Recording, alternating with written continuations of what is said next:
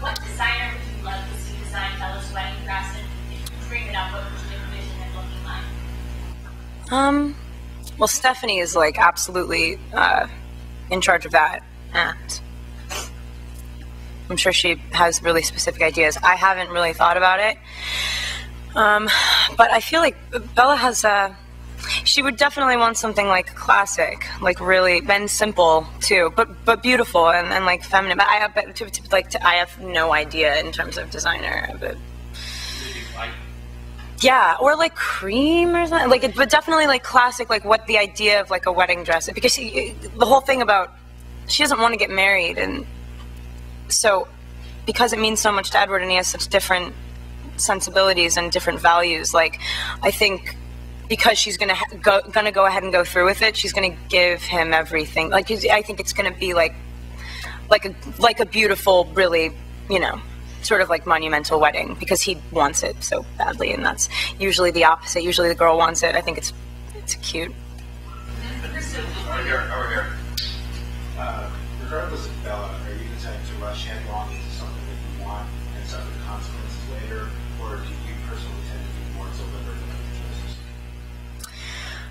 I guess it depends on what I'm making a choice about. I mean, like for work stuff, I don't think about. I do what I feel, and I really don't think about what it's going to do afterwards.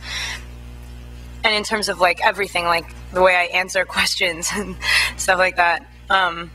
So yeah, I guess I would be one of those types of people, but like I'm kind of a control freak. I get freaked out if I don't know what's going to be going on or like what's going to happen. So I guess I'm a bit of both. I don't know. Fun romantic fantasy for the film aside, are either of these two characters, Edward and Jacob, good choices? I mean, they're a little obsessive, a little possessive. Like, do you think that they're actually like fantasy choices that young girls should have in their head? Like, or should they be looking for different kinds of guys? I don't know. People always wonder, like, if we should be giving little girls ideas of, like, meeting such a perfect man, and if that even exists. But yeah, if so many people have taken to it, it's not something that has been shoved into their heads. I mean, everybody has that ideal, and little girls are, like, especially little girls have this idea in their head that there is something that could be perfect for them, and nothing will ever, like, you know, that they could be better than all the rest of the girls because they have the perfect guy and they'll never, you know, screw them over, blah, blah. Our movie isn't perfect. I mean, like, none of our characters are perfect at all. They are all so completely crazy and messed up, and that is, like, why they go well together. And I don't know, they, again, don't make excuses for their, like, weirdness, and they accept each other for who they are. And I feel like, I don't know if, I mean, on paper, I'm sure that if you were a friend of Bella's, you'd be telling her, like, yo, you better check your boy, because, like, he ain't treating you well or whatever. But, like, and Jacob too, because he's a nutcase. And I think whoever you I mean, if you're really in love with someone, then it really doesn't matter, because that's such an overpowering feeling. It does whatever, like, you make sacrifices. That's like that's our whole story. Darren Bell. Hi, I was wondering if you could talk about upcoming projects aside from Breaking On that you're excited about.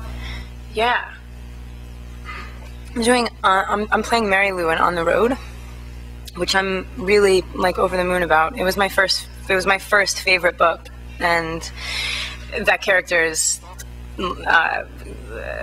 like iconic. And Walter Sallis is directing it, and I'm a huge fan of his. So I'm going to start that right as soon as this press tour is over. Like, in July, we start, like, a 4-week beatnik boot camp thing.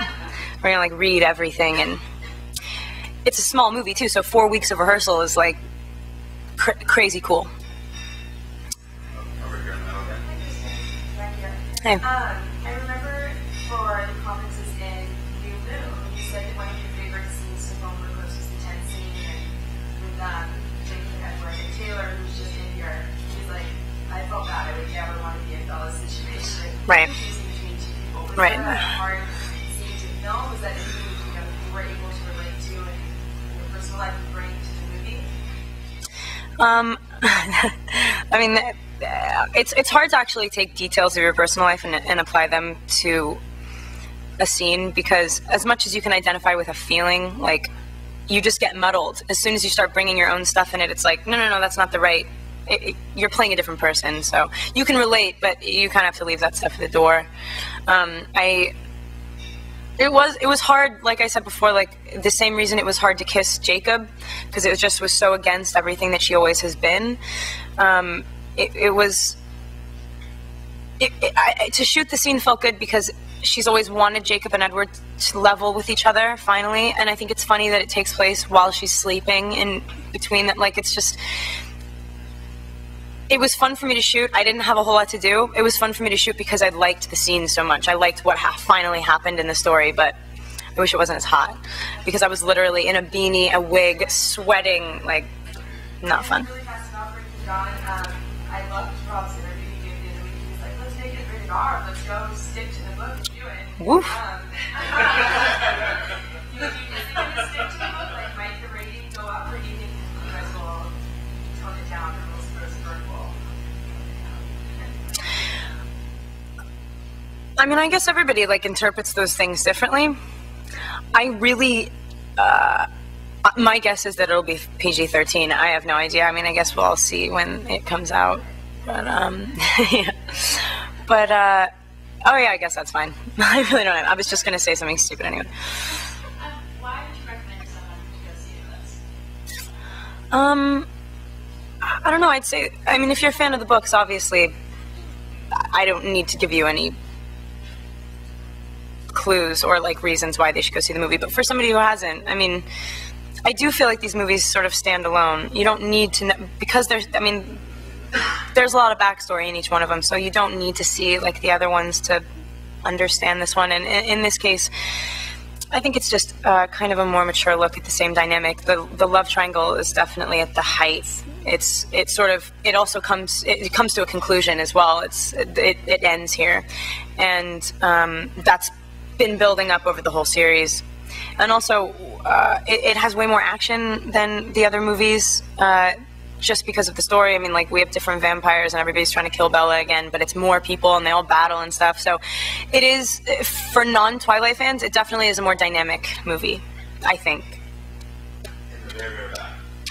There's been a lot of talk, we've been a lot of talk for a long time whether or not Breaking Dawn being one or two films.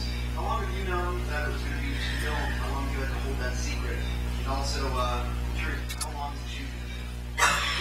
Shoot's gonna be something like 6 months. I think we start in June, July, August. We start in October, and I think we're not gonna be finished until October, November, December. Yeah, maybe like March or something, maybe February. I have no idea. I'm not really, clearly, don't really look at a whole lot of schedules. And I've had to hold on to this forever, because they've been talking about it for a really long time, and we all sort of knew it was definitely going to be 2 movies forever now. So it's been really hard not to say that it's been confirmed. So we're all really stoked on it. For me, Kristen, what hasn't been confirmed, but because this is a fantasy, there's been so much speculation about you and Rob, and you addressed this last year saying it's just a ridiculous thing, that this media thing has been going on, about the two of you being personally involved. Someone's little thing just ran out. Oh. Just saying. Sorry. Last week, I guess on the MTV Awards or something, I read on the internet there was stuff about the two of you. Did you kiss or you didn't kiss? Do you think this speculation is just going to keep going on until the series ends, and then people will finally know one way or the other? Probably. Probably. I think probably, yeah. Back there in the red.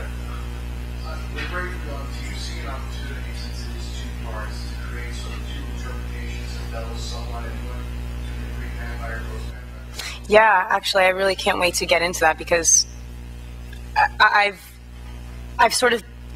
been on the outskirts of, like, what it would feel like to play one of them, and I've had to think about it a lot, considering, you know, Bella's dating one of them very seriously, and, you know, if your significant other is, you know, dealing with these issues, I've thought about it a lot, and I can't wait to actually like be it. It's going to be a trip. It's going to be weird. And I think she does change a lot. And I think she's such a strong, she's going to be the coolest vampire out of all of them. I mean, she's got the greatest power. She's impenetrable.